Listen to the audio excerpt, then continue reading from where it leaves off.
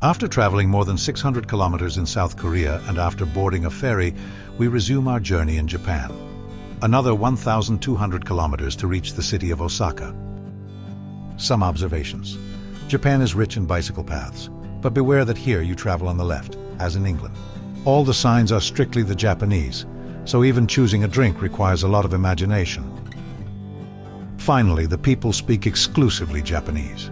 And when you find no way to communicate even by resorting to drawings, you understand that this will not be an easy trip. È duro quando non si ha la cognizione della stessa lingua. Siamo in un paese di selvaggi. We begin by following the west coast of Kyushu Island, the easternmost in the Japanese archipelago. We need to get acquainted with a country that is so different from our own.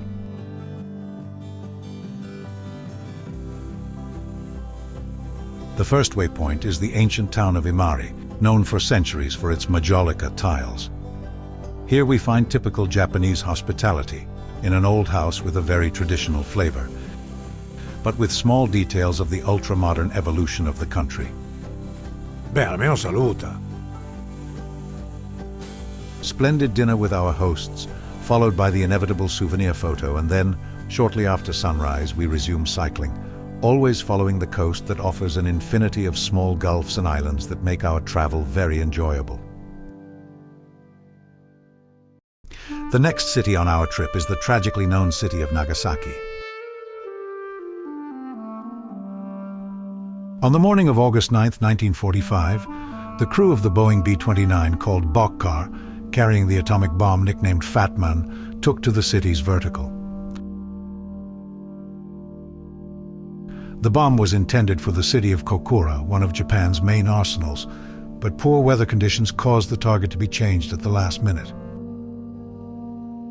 At 11:02 a.m., Fatman, which contained 6.5 kilograms of plutonium-239, was dropped on Nagasaki. The bomb exploded at a height of about 600 meters. Within moments, Nagasaki ceased to exist, and with it disappeared 70,000 of its inhabitants. Nagasaki is alive again today. In the parks, the elderly play polo. In the arcade, young people enjoy video games. Everything seems forgotten. But if you stroll through the nearby park, called the Peace Park, in a surreal silence interrupted only by the pattering of visitors' footsteps, you come to a granite stele that, like a finger pointing into the sky, points to the exact spot where 600 meters above was triggered the bomb. The stele is located a few meters from what remains of the ancient walls of Urakami Church, once among the largest church in the country. In the adjacent Wish Zone, next to colorful prayer sheets, is the famous Peace Prayer statue of the Kitamura sculpture.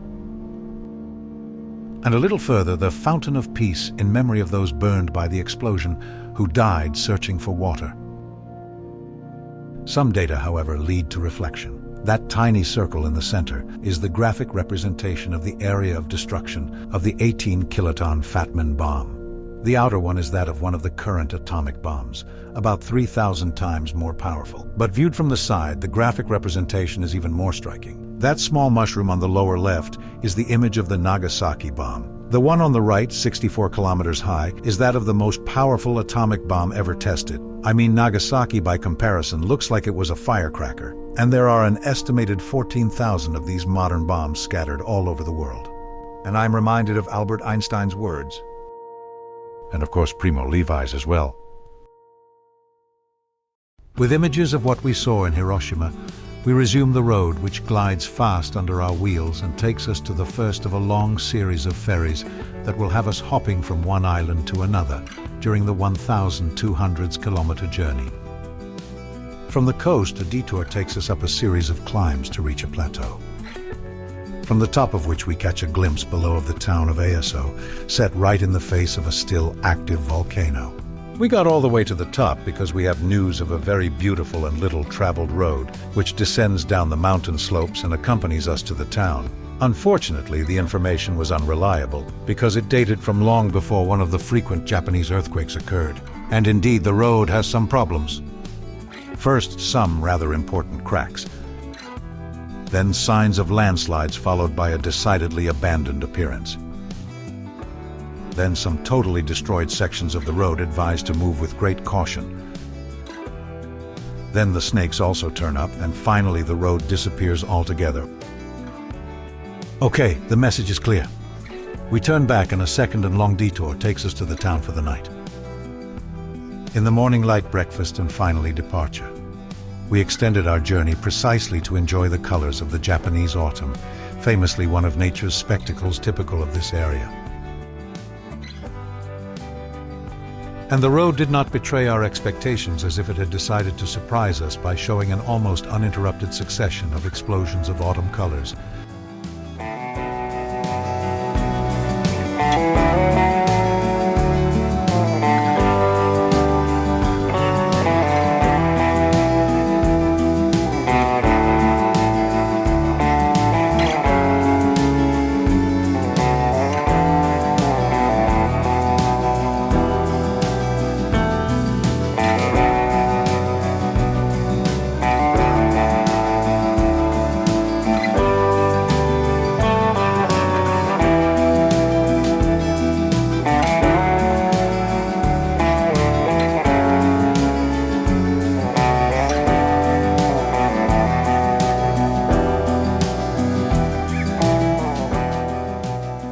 We pedal for hours amidst the spectacle of nature, allowing ourselves only a few brief stops to arrive in the evening at the town of Matsuyama. And here we arrive in the midst of a contest between dancers and musical groups from all districts of the city, performing traditional dances.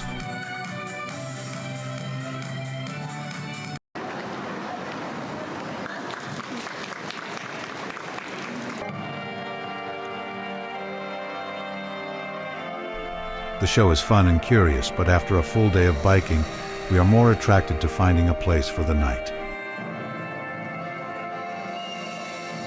No, porca miseria, ci sono 6 LED e 14 pulsanti. Con uno mi ha lavato le chiappe, uno me le ha scaldate, uno si è messo a vibrare. Adesso basta. No Marco, qui ci esagero. Al prossimo pulsante secondo me mi lavi i denti. Sai cosa faccio io? Vado a cercare un prato. Ci vediamo dopo. Ciao.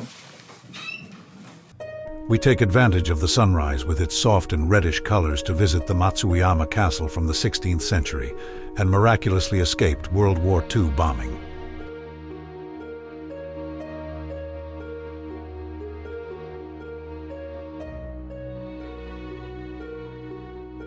And while we're at it, let's also pay a visit to the town's ancient baths, where some girls in traditional dress gracefully and elegantly seem to be in charge of directing traffic. Small local fishing villages line the inland sea. It is an area that is apparently little traveled by tourism, but local traffic is also scarce. Let alone then, if in roadside restaurants it is possible to understand anything about the menu. So you go haphazardly. But whoever runs the place seems to have taken a liking to us, and won't let us leave before showing us his mansion. Se capissi quello che dici, però è molto carina. I'll say this right away has nothing to do with the trip, but why do the Japanese, when they play golf instead of shooting on the green, throw the balls into the water? To reach the island of Honshu, the largest in Japan, we have to cross narrow passage over the sea literally invaded by a myriad of small islands of volcanic origin and varying sizes but mostly small, sometimes little more than a rock. Ferries can be used to reach some of them, but for the most part they are connected by a series of marvelous bridges, also beautiful for cyclists since they have access roads and long paths exclusively for cyclists. The town of Kurajiki gives us a corner of ancient Japan, and where we lose a few hours wandering around among the constraints and waterways that takes the imagination back to the centuries.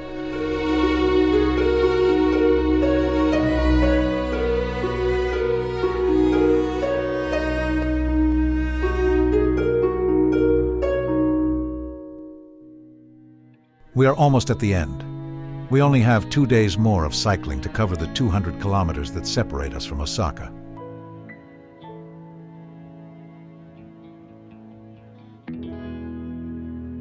The Great Akashi Bridge connecting the island of Hawaii with the island of Honshu is like a milestone for us. By now, the destination is really close. A little effort to pass the last road route to enter the big city that, like all the others we have seen here in Japan, is very bike-friendly, as can be seen from the endless parking lots located everywhere and the intense use not at all intimidated by the rain. Indeed, here they even have for sale a practical bike umbrella holder. Osaka, however, is not a beautiful city. It offers little to the tourist, unlike Kyoto, from which it is only a few kilometers away.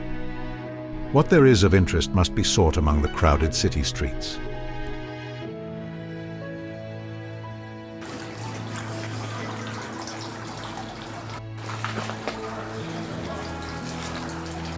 A visit to Kyoto, which is only a few stops away by train, conducted admirably by an elegant train conductor with curious gestures, is therefore inevitable.